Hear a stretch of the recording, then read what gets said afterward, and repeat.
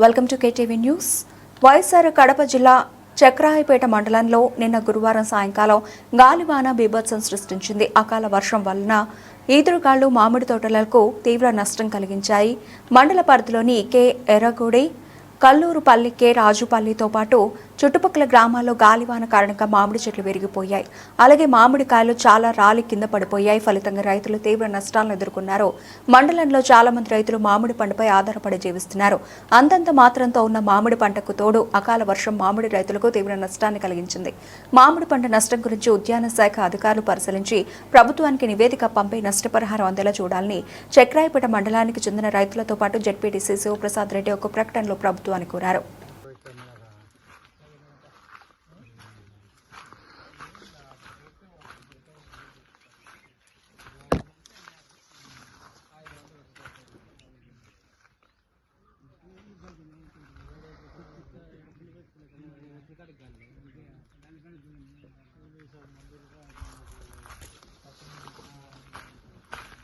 రాండి పదం రాండి మళ్ళీ వేరే కొన్ని చూసుకున్నాం.